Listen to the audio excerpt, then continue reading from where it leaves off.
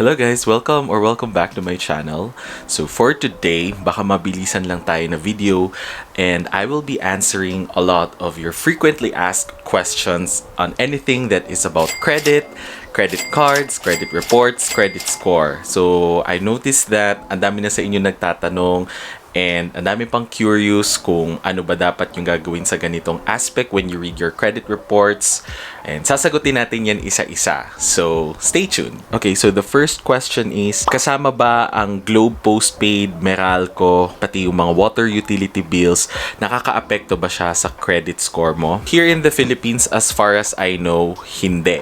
So, the reason for that is because hindi kasama ang Globe, Smart, Meralco, at yung mga water utilities natin as reporting agencies sa Credit Information Corporation. If you want to know which organizations or which companies are reporting, I will link it in the description box below. So, para may reference din kayo kung sino ba talaga yung nag-report at sino yung pwedeng maka-affect sa credit score ninyo. Okay, so the next question is, included ba ang home credit and other lending companies for the credit score? The answer is yes, 100%.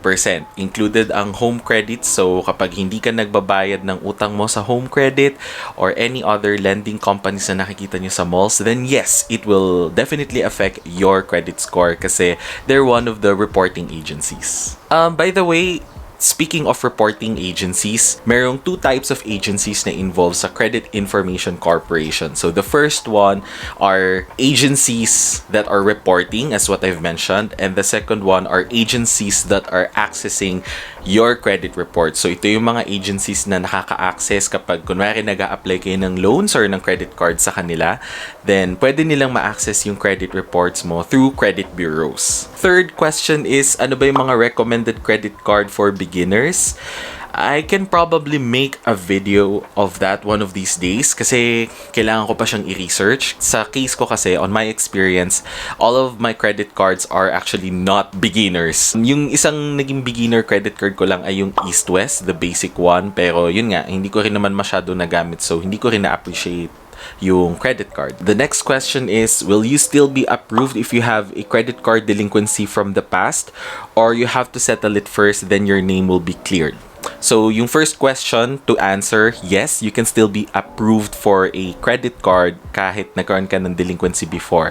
But again, at the end of the day, it's entirely dependent sa decision ng bank. So, banks pa rin na magde-decide kung gusto nila kayong bigyan ng credit card or ng loans kahit meron kayong delinquency record sa ibang banks. Always remember that once your name is on the negative data bank already, it will always be on the negative data bank na. So, ibig sabihin, yours card for life. So, iwasan nyo yun, guys, na maging katulad ko kasi yun yung nangyari sa akin. And, yeah, just avoid having your name be on that negative data bank. But you can still be approved naman. But don't expect lang to have good offers from banks or lower interest rates when you're applying loans to them, and even if you get approved. So the next question is, can a secured credit card help you improve your credit score? Definitely, yes. In fact, baka nga if you're a beginner, I definitely recommend for you to apply for a secured credit card first, kung as in no history of credit ka pa. And it's better for you to apply for a secured credit card than an unsecured credit card. It's because mas maganda na mag-build ka muna ng credit score mo bago ka makapag-apply ng unsecured credit card. Especially also if you are in your early careers, like your early 20s. So the next question is, will the SSS salary loan na hindi nabayaran for 4 years affect our credit score? As far as I know, hindi. The reason for this is because SSS, Pag-ibig, GSIS, anything na government-related corporations or yung mga GOCCs, hindi sila required na isubmit ang credit information mo sa Credit Information Corporation. In an ideal world, yes, they should submit, but I think hindi sila required for the reason na, this is just my intelligent guess, so take it with a grain of salt. For the reason na kasi yung pera nila is actually, number one, taxpayers' money. Number two, yung mga members nila ay nagbabayad din. So, kung kayo ay nag-loan, since member ka, hindi kailangang i-record yung credit score mo. Hindi siya kailangang basis to get approved or to have your credit scores affected. Alam mo yun, parang hindi ka naman dapat niluluto sa sarili mong mantika. Something like that. Okay, the next question is, how many days bago mag-reply si TransUnion or si CIBI? Sa case ko, si TransUnion, after 2 to 3 days, nag-reply na sila agad. Si CIBI, mga ganun din. Yung isang nagtanong sa akin nito is parang naka-experience ata siya na more than 1 week na hindi pa rin nag-reply. And it's best for you to email them. So I will put their emails on the screen. I will put their email addresses na lang sa screen, and para madali ninyo ma-access, then I will also put them on the description box. Alright, so for the next question, hi, is it okay if I max out my credit limit then I pay fully before the SOA is emailed to me?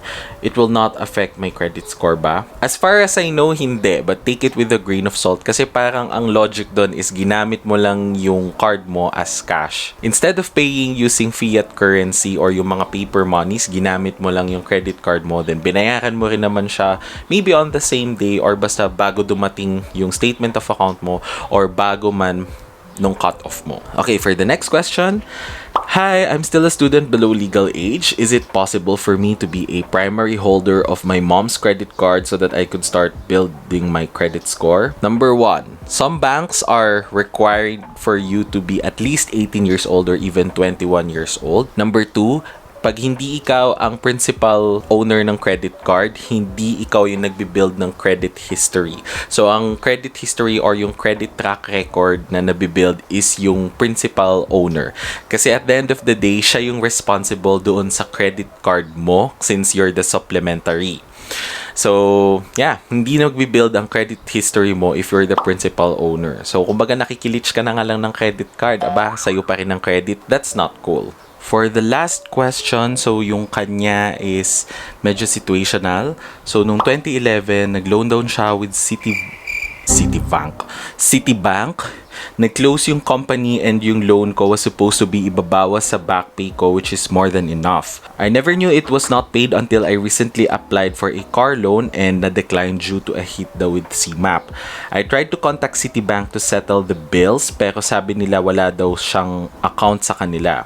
So medyo lost na daw siya. So number 1, natanong ko na siya kung meron ba siyang any proof na nagbayad yung company niya, kahit payslip man lang or any other receipts, paper that can be reflected na okay, nakapagbayad yung company ko. So wala. Unfortunately, ang lesson natin dito is that always do your due diligence when you're paying loans. Anything that is financial transaction, always keep your receipts. Okay? Para hindi mangyari na yun sa ibang tao din at para hindi na rin yun maulit sa'yo. So, yung next na pwede mong gawin if you're watching this is kunin mo na yung credit report mo. I would recommend TransUnion kasi libre lang sa TransUnion. Tsaka mabilis naman sila mag-reply. And then, para doon makita mo, just in case na mag-reflect yung loan mo sa Citibank, magre-reflect yun doon, yung delinquency mo. Kasi yun yung record na nagka-hit ka eh. So, para pag pinakita mo yun kay Citibank, hindi sila makakapagsabi ng no, wala kaming record sa'yo. And right now, dalian mo kasi ang Citibank paalis na, di ba? So, nasa news na they will be leaving the country. Their operations will be leaving here. And then what you can do after is kung kailangan mo talaga siyang bayaran,